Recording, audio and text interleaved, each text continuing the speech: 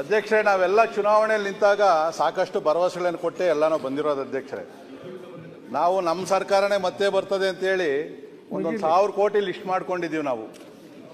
ಅವರು ಕೂಡ ನಾವು ಬರ್ತೀವಿ ಅಂತೇಳಿ ಅವರು ಒಂದೊಂದು 1000 ಕೋಟಿ ಲೆಕ್ಕ ಬರ್ಕೊಂಡವ್ರೆ ಅಧ್ಯಕ್ಷರೇ. 2.5 ವರ್ಷದಿಂದ ನಾವು ಕಾದಿದ್ದೇ ಆಯಿತು.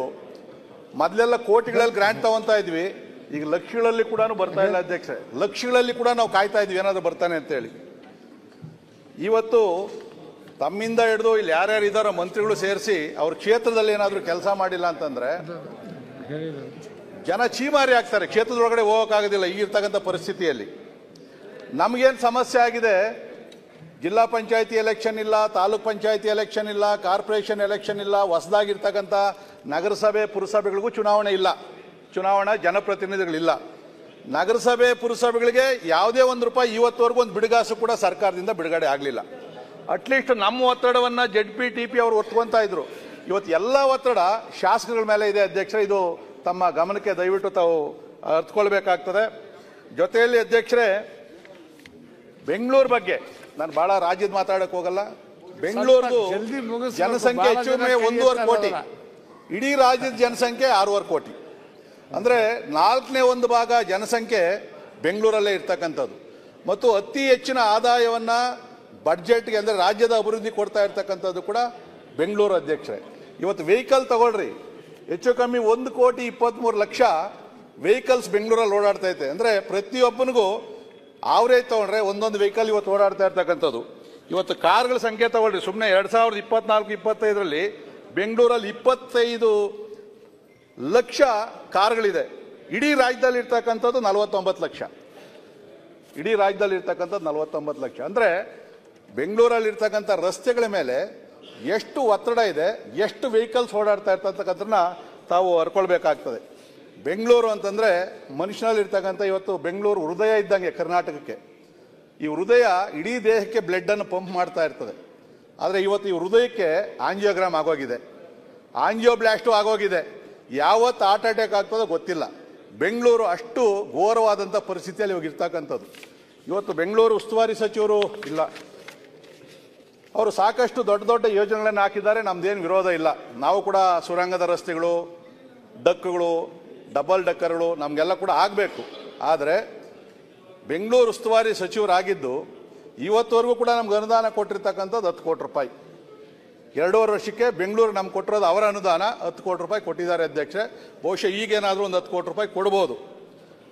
ಇವತ್ತು PRR road, peripheral ring road 20 ವರ್ಷದಿಂದ ಕೂಡ ನೆನೆಗುದಿಗೆ ಬಿದ್ದಿದೆ. ಎಲ್ಲಿ ನೈಸ್ ರೋಡಿಂದ ಏರ್ಪೋರ್ಟ್ ರೋಡಿಂದ ಹೊಸೂರು ರೋಡ್ ಲಿಂಕ್ ಆಗ್ತದೆ, ನೈಸ್ ಟು ನೈಸ್ ಲಿಂಕ್ ಆಗ್ತದೆ. ಅದಾದರೆ ರಸ್ತೆ ಶೀಘ್ರದಲ್ಲಾದರೆ ಬೆಂಗಳೂರು ಒಳಗಡೆ ಬರ್ತಕ್ಕಂಥ ಒತ್ತಡ, ತಾವೆಲ್ಲ ಏನು ಬರ್ತೀರಿ, ಇವತ್ತು ನನಗೆ ಯಲಹಂಕ ಕ್ಷೇತ್ರಕ್ಕೆ Magadi road, Tumakuru road, Doddaballapura road, airport road ಇಷ್ಟು ನನಗೆ ಲಿಂಕ್ ಆಗ್ತದೆ. ರಾಜ್ಯದ 70-80% ತಾವೇನು ಶಾಸಕರು ಬರ್ತಾ ಇದ್ದೀರಿ ನನ್ನ ಕ್ಷೇತ್ರದೊಳಗಡೆ ಬರಬೇಕು. ನೀವು ಬಂದಂಥ ವೆಹಿಕಲ್ಗಳೆಲ್ಲ ನನ್ನ ಕ್ಷೇತ್ರದೊಳಗಡೆ ಹೋಗ್ತವೆ. ಇಡೀ ರೋಡ್ಗಳು ಒಟ್ಟಾಗಿದೆ. ಅದಕ್ಕೆ ಎಲ್ಲ ಶಾಸಕರ ಅನುದಾನನೂ ಸ್ವಲ್ಪ ಕೊಟ್ಟರೆ ಒಳ್ಳೆಯದು. ನೀವು 4 ರೋಡ್ಗಳು ಬರ್ತಾ ಇರೋದ್ರಿಂದ ಪೆರಿಫೆರಲ್ ರಿಂಗ್ ರೋಡು ಈಗ ಮೊನ್ನೆ ಉಪಮುಖ್ಯಮಂತ್ರಿಗಳು ಹೇಳಿದ್ದಾರೆ, ನಾನು ಸೂಕ್ತ ಪರಿಹಾರವನ್ನು ಕೊಟ್ಟು ಮಾಡ್ತೀನಿ ಅಂತೇಳಿ. ನಾನು ಅವ್ರ ಜೊತೆಯಲ್ಲಿ 2 ಸರಿ ಸಭೆ ಮಾಡಿದ್ದೀನಿ. ನಿಮ್ಗೆ ಯಾವ ಸಹಕಾರ ಬೇಕಾದ್ರೂ ಕೊಡ್ತೀನಿ, ರೈತರಿಗೆ ಸೂಕ್ತ ಪರಿಹಾರ ಕೊಡ್ರಿ, ನಾನು ನಿಂತ್ಕೊಂಡು ಆ ರಸ್ತೆಯನ್ನು ಮಾಡಿಸ್ತೀನಿ ಅಂತೇಳಿ. ಅದ್ರ ಜೊತೆಯಲ್ಲಿ PRR 2 ಅಂತೇಳಿ ಅದನ್ನು ಬಿಟ್ಬಿಟ್ಟಿದ್ದೀವಿ ನಾವು, ಯಾಕಂದರೆ ನೈಸ್ ರೋಡ್ ಇದೆ ಅಂತೇಳಿ. ಈಗ PRR 2 ಮಾಡವ್ರೆ 6,000 ಮನೆಗಳಿದೆ ಅಧ್ಯಕ್ಷರೇ. ಅದು ಹೇಗೆ ಅಂತಂದರೆ ತುಮಕೂರು ರೋಡಿಂದ ಉಲ್ಟಾ ವಾಪಸ್ ಮಾಗಡಿ ರೋಡಿಂದ ಹೊಸೂರು ರೋಡ್ಗೆ ಲಿಂಕ್ ಆಗ್ತಕ್ಕಂಥದ್ದು. ಅದಕ್ಕೆ ಯಾವಾಗ ಕೊಡ್ತಾರೋ ಇದಕ್ಕೆ 23,000 ಕೋಟಿ, ಅದಕ್ಕೂ ಒಂದು 23,000 ಕೋಟಿ. ಇವತ್ತು ನಮ್ಮಲ್ಲಿ IRR ಮಾಡವ್ರೆ. ಅದ್ರ ಇರೋ ರೋಡ್ಗೆನೆ ಮದುವೆ road, Dobbaspet airport road 150 kilometre ಒಂದು ರಸ್ತೆಯನ್ನು ಮಾಡಿದ್ರು ಹಿಂದೆ, ಅದು 10 ಪ್ಯಾಕೇಜಲ್ಲಿ. ಈಗ ರಸ್ತೆ ಪೂರ್ಣ ನಿಂತೋಗಿದೆ. ಉದಾಹರಣೆಗೆ ತುಮಕೂರು ರೋಡು, ಡಾಬಾಸ್ಪೇಟೆ ಏರ್ಪೋರ್ಟ್ಗೆ ಹೋಗುವಂಥ ರೋಡು ಅರ್ಧ ರೋಡ್ ಮಾಡವ್ರೆ, ಅರ್ಧ ನಿಲ್ಸಾಕವ್ರೆ. ಇಲ್ಲ ನ್ಯಾಯ ಎಲ್ಲಿ ನೀವು ಹೊಸಕೋಟೆ ರೋಡ್ ಹೇಳ್ತಾ ಇದ್ದೀರಿ, ಅದಲ್ಲ. ಡಾಬಾಸ್ಪೇಟೆ, ಮಧುರೆ, ರಾಜಾನಕುಂಟೆ ಅಲ್ಲಿಂದ ಏರ್ಪೋರ್ಟ್ ರೋಡ್ಗೆ ಹೋಗ್ತದೆ ಒಂದು ಪ್ಯಾಕೇಜು. ಈ ಥರ ಇಡೀ ಬೆಂಗಳೂರು ಸುತ್ತು 150 ಕಿಲೋಮೀಟರ್ ಅಷ್ಟೇ 4 ಲೇನ್ ರೋಡು. ಈಗ ರಾಜಾನಕುಂಟೆ ಹತ್ರ ಫ್ಲೈ ಓವರ್ ಇಲ್ಲ, ನಿಲ್ಸಾಕವ್ರೆ ದುಡ್ಡಿಲ್ಲ ಅಂತ. ಇದ್ರ ಮಧ್ಯದಲ್ಲಿ 2023ರಲ್ಲಿ ನಮ್ಮ ಸರ್ಕಾರ ಇದ್ದಾಗ ಅಂತ ಕಾಣ್ತದೆ ಇಂಟರ್ಮೀಡಿಯೇಟ್ ರಿಂಗ್ ರೋಡ್ ಅಂತೇಳಿ ಮಾಡಿದೀವಿ. ಅದನ್ನ 90 ಮೀಟರ್ ವೈಡನ್ ಮಾಡುವಂತ ಇರೋ ರೋಡ್ನೇ ಮಾಡ್ತಾ ಇಲ್ಲ. ಇನ್ನು 90 ಮೀಟರ್ ಮಾಡಿ ಈಗೇನ ಪ್ಲಾನ್ ಅಪ್ರೂವಲ್ಗೆ ಹೋದ್ರೆ ಪ್ಲಾನ್ ಅಪ್ರೂವಲ್ ಕೊಡ್ತಾ ಇಲ್ಲ, ರಸ್ತೆನೂ ಇಲ್ಲ, ಪ್ಲಾನ್ ಅಪ್ರೂವಲ್ ಕೊಡ್ತಾ ಇಲ್ಲ.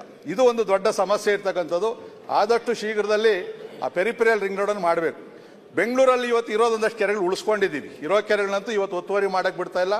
ಎಲ್ಲ ಶಾಸಕರ ಕ್ಷೇತ್ರದಲ್ಲೂ ಕೂಡ ರಸ್ತೆಗಳ ರೋಡ್ಗಳ ಕೆರೆಗಳನ್ನು ಸ್ವಲ್ಪ ಅಭಿವೃದ್ಧಿ ಮಾಡಿದ್ದೀವಿ.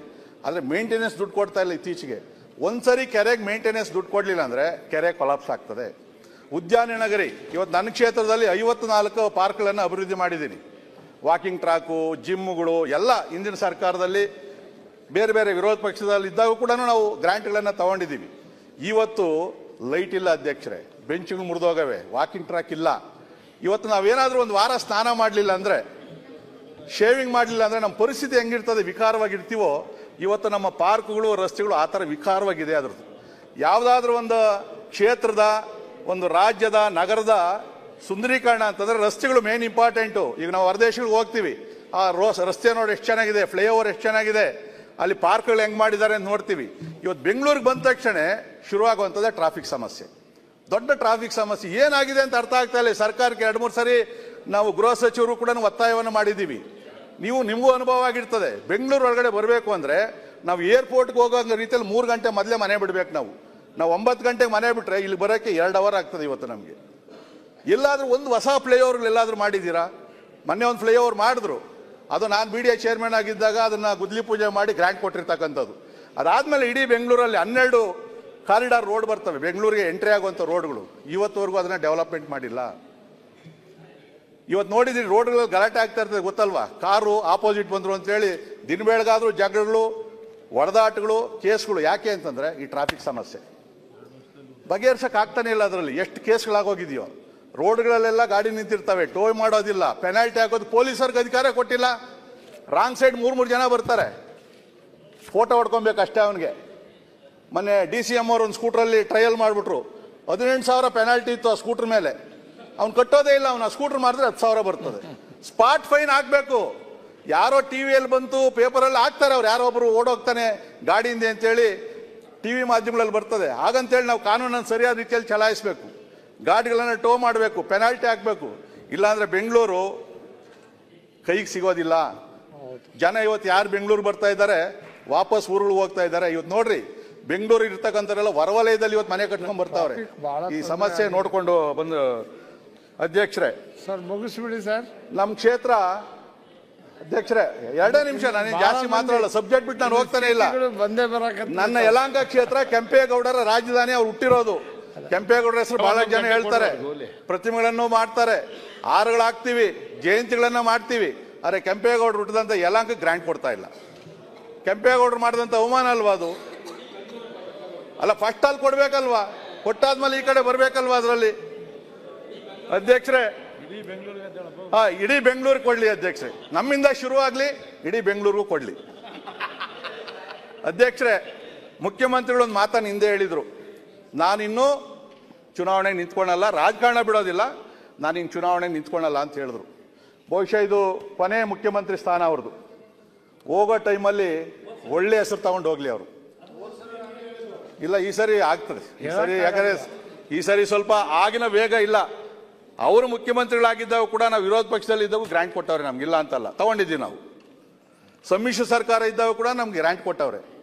ಆದರೆ ಈ ಸರ್ಕಾರ ಬಂದಾಗ ಮುಖ್ಯಮಂತ್ರಿಗಳಾಗಿ ಸಿದ್ದರಾಮಯ್ಯನವರಾದಾಗ ನಾವು ಅನ್ಕೊಂಡ್ವಿ ಪಕ್ಷಪಾತ ಮಾಡೋದಿಲ್ಲ. ಯಾಕಂದ್ರೆ ಒಂದು ಸಮಾಜವಾದದಿಂದ ಹಿಂದೆ ಬಂದಿರೋದ್ರಿಂದ ಅವ್ರ ಪಾರ್ಟಿ ನೋಡೋದಿಲ್ಲ, ಎಲ್ಲರಿಗೂ ಸಮಾನವಾದಂಥ ಅನುದಾನವನ್ನು ಕೊಡ್ತೀವಿ ಅಂತೇಳಿ. ಅವ್ರು ಯಾಕೆ ಅಂತಂದ್ರೆ ಈ ಸರಿ ಕೊನೆ ಅವಧಿ ಅಂತ ಅನ್ಕೊಂಡಿದ್ವಿ, ನಿಂತ್ಕೊಂಡ್ರೆ ನಮ್ದೇನು ಅಭ್ಯಂತರ ಇಲ್ಲ. ಆದರೆ ಅವ್ರಿಗೆ ಈ ಕೊನೆ ಅವಧಿಯಲ್ಲಿ ನಾನು ತಾರತಮ್ಯವನ್ನು ಮಾಡಿದ್ದೀನಿ, BJPನವ್ರಿಗೂ JDS ಅವ್ರಿಗೆ ಅನುದಾನ ಕಮ್ಮಿ ಕೊಡ್ತೀನಿ. ಕೆಟ್ಟ ಹೆಸರು ಬರೋದು ಬೇಡ ಅಧ್ಯಕ್ಷರೇ, ಕೆಟ್ಟ ಹೆಸರು ಬರಬಾರ್ದು, ಅವ್ರು ಒಳ್ಳೆ ಹೆಸರೇ ಇರಬೇಕು. ಅವ್ರಿಗೇನು 50 ಕೋಟಿ ಕೊಟ್ಟಿದ್ದೀರೋ ನಮ್ಗೆ 1 ಕೋಟಿ ಕಮ್ಮಿ ಕೊಡ್ರಿ, 49 ಕೋಟಿ ಕೊಡ್ರಿ, ಅವ್ರದೇ ಜಾಸ್ತಿ ಇರಲಿ. ಬಟ್ ಇಲ್ಲಿವರೆಗೂ ಕೂಡ ಹಣ ನಮ್ಮ ಕ್ಷೇತ್ರದಲ್ಲಿ ಅಧ್ಯಕ್ಷರೇ ನಮ್ಮ ಕ್ಷೇತ್ರದಲ್ಲಿ ನಿಮ್ಗಿಂತ ಉದಾಹರಣೆ ನಿಮ್ ಸರ್ಕಾರ ಕೇಳಿರಿ ಅಧ್ಯಕ್ಷರೇ, ಅಲ್ಲಿ ಕೂತ್ಕೊಂಡು ಮಾತಾಡ್ಬೇಡಿ. ಕಷ್ಟನ ಯಾರು ನಾನು ಯಾವ ನಾವು ಸೀಟ್ ಕಷ್ಟ ಯಾವ್ದು ಅನುಭವಿಸ್ತಿದ್ದೀವಿ. ಆಯ್ತು ನಾವು ಒಂದು ಟ್ರಾನ್ಸ್ಫರ್ ಕೇಳಲಿಲ್ಲ. ಓಕೆ ಯಾವುದು ನಾವು ಮಂತ್ರಿಗಳ ಹತ್ರ ಹೋಗಿ ನಮ್ಗೆ ವರ್ಗಾವಣೆ ಮಾಡ್ರಿ ಇಂಥದನ್ನ ಆಯ್ತು. ಕೇಳಕ್ ಹೋಗಿಲ್ಲ. ಕೆಲ್ಸಕ್ಕೆ ಹೋಗ್ತಾ ಇದೀವಿ ನಾವು. ಓಕೆ ಸಹಜವಾಗಿ ಅಲ್ಲಿ ಏನ್ ಕಾಂಗ್ರೆಸ್ ಅವ್ರು ನಮ್ಮ ಕ್ಷೇತ್ರದಲ್ಲಿ ಇಲ್ವೇನ್ರಿ? ನಿಮ್ ಕ್ಷೇತ್ರದಲ್ಲಿ ಬಿಜೆಪಿ ಇಲ್ವಾ? ಸರಿ ತಾರತಮ್ಯ ಯಾಕೆ ಮಾಡ್ಬೇಕು? ಅದಕ್ಕೆ ಅಧ್ಯಕ್ಷರೇ 50 ಕೋಟಿ ಬದಲು ನಮ್ 49 ಕೋಟಿ ಕೊಡ್ರಿ. ಬೆಂಗಳೂರಲ್ಲಿ 50 ಕೋಟಿ ಬದಲು ನಮ್ಗೆ 24 ಕೋಟಿ ಕೊಡ್ರಿ.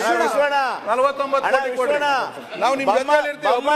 ಓಕೆ, ಸುರೇಶ್ ಕುಮಾರ್ ನಿನ್ನ ಪರವಾಗಿರ್ಬೇಕು. ಅಲ್ಲ, ನಾಳೆ ಬದಲಾವಣೆ ಆಗ್ತೀವಿ.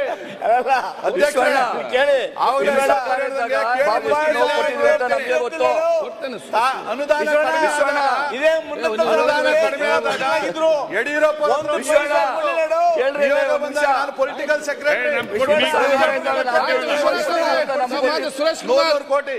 ಅದಕ್ಕೋಸ್ಕರ ನಮ್ಗೆ ಅನುದಾನವನ್ನ ಕೊಡಬೇಕು.